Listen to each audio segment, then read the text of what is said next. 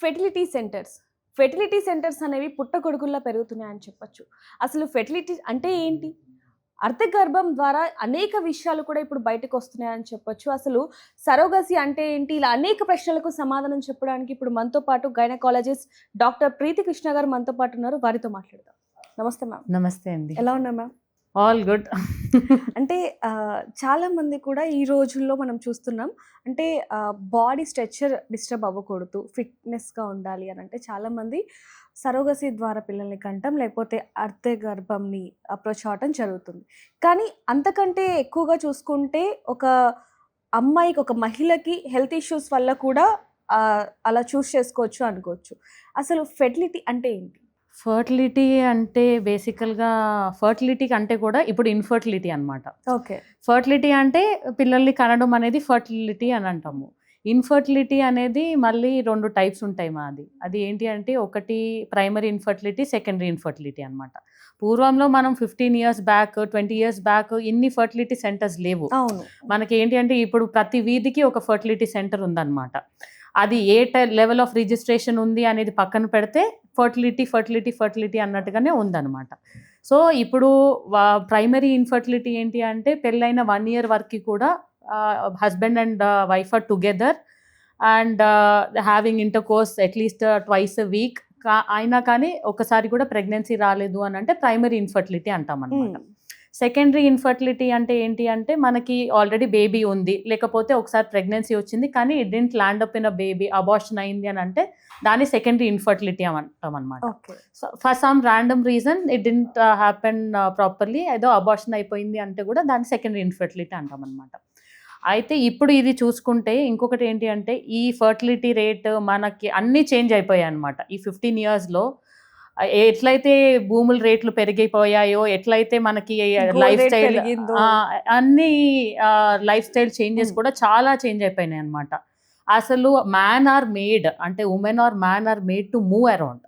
కానీ మనకేంటి అంటే మనం కూర్చున్న దగ్గరికి అన్నీ వచ్చేస్తున్నాయి. అన్ని ఫోన్లో రేడియేషన్తో పాటు అన్నీ అనమాట. నీకు ఏది కావాలంటే అది నీకు ఫోన్లోకే వచ్చేస్తుంది. ఇప్పుడు మనం ఏదైనా కొనాలి అనుకుంటే we use to move out at least. ఇప్పుడు అలా ఏమీ లేదు. మనము జస్ట్ ఒక బటన్ నొక్కేస్తే అన్నీ మన దగ్గరికి వచ్చి కూర్చుంటున్నాయన్నమాట. సో మన లైఫ్ స్టైల్ ఎంత చేంజ్ అయిందో మన లైఫ్ స్టైల్ ప్రకారంగా మనకి డిసీజెస్ కూడా అలానే వస్తున్నాయి అనమాట. ఇన్ఫర్టిలిటీ పిల్లలు పుట్టకపోవడం అనేది కూడా ఇప్పుడు ఒక డిసీజ్ అయిపోయింది అనమాట అది. సో అది కూడా మనకు ఒక డిసీజ్ అయిపోవడం వల్ల ఏంటి అంటే జనాలు కూడా బేసికల్గా బతకడం మానేసి భయపడుతున్నారనమాట. నీకు ఈ ప్రాబ్లం ఉంది అని అంటే ప్రాబ్లంకి సొల్యూషన్ అనేది వెతుక్కోవాలి. There's are simple problems. ఇంట్లో చిన్న ఇంగ్రీడియంట్స్తో ట్రీట్ అయ్యే ప్రాబ్లమ్స్ కూడా లైఫ్ స్టైల్ వల్ల దాన్ని కూడా మనం డిస్టర్బ్ చేసుకుంటున్నాము. మన పర్సనాలిటీ పైన కాన్సన్ట్రేట్ చేయకపోవడము, ఏదన్నా అంటే ఇంకా వర్క్ అని ఆ ప్రెషర్ తీసుకోవడము, పక్కన నుంచి ఇంకా ప్రెషర్ పిల్లలు ఎప్పుడు అనేసి. ఇప్పుడు వాట్ ఎవర్ ఇట్ ఈస్, మీరు ఎగ్జామ్ రాసినట్టు మ్యారేజ్ అవుతుంది అనమాట. Marriage is like an exam. దాని రిజల్ట్ ఏంటి? కిడ్స్ అనమాట. సో ఎగ్జామ్ రాయడమే కాకుండా మనకి కిడ్స్ పుట్టడం తోటి ఆడవాళ్ళకి కూడా వాల్యూ అనేది యాడ్ అవుతుంది అన్న దృష్టిలో కూడా ఉన్నారు. అది కూడా ఉంది. అండ్ ఇప్పుడు చూసుకుంటే కరెక్ట్ పార్ట్నర్ దొరకకపోవడము, రైట్ టైంలో రైట్ థింగ్స్ అవ్వకపోవడం, రైట్ టైంలో మ్యారేజ్ అవ్వకపోవడము, రైట్ టైంలో కెరియర్లో సెటిల్ అవ్వకపోవడము, రైట్ టైంలో మనకి కిడ్స్ ప్లాన్ చేసుకోలేకపోవడం వల్ల మనకి ఈ ప్రాబ్లమ్స్ అనేవి కొంచెం బాగా ఎక్కువ అవుతుంది అనమాట. అండ్ ఇంకా మ్యారేజ్ అయిపోయిన తర్వాత అండర్స్టాండింగ్కి చాలా టైం తీసుకుంటున్నారు.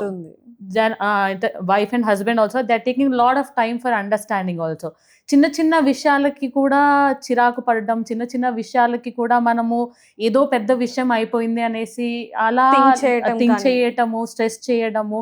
తర్వాత ఏదైనా కానీ ఇప్పుడు మనకి ఏదైనా ప్రాబ్లం ఉందంటే పూర్వంలో అయితే మనం పక్క మనిషికి చెప్పుకుంటే కొంచెం సొల్యూషన్ దొరికేది. ఇప్పుడేంటి అంతా గూగుల్లోనే కొడుతున్నారు, దాంట్లోనే డిసిషన్ తీసేసుకుంటున్నారు. దాంట్లో ఇన్ఫర్మేషన్ బట్టి సెల్ఫ్ డయాగ్నోసిస్ ఎక్కువైపోయింది, సెల్ఫ్ ట్రీట్మెంట్ ఎక్కువైపోయింది, సెల్ఫ్ రియలైజేషన్ కూడా చాలా వరకు వాళ్ళే డయాగ్నోస్ చేసుకుంటున్నారు అనమాట. ఇప్పుడు లైఫ్ స్టైల్ చూసుకుంటే చాలా మంది కూడా ఒకరిని చూసి ఒకరు ఇన్స్పైర్ అవుతున్నారు అనమాట. స్మోకింగ్ కానీ, ఆల్కహాల్ కానీ, ఇంకా రకరకాలుగా అనమాట. ఇంకా ఆ రెండితో కాకుండా ఇంకెక్కువ అనమాట.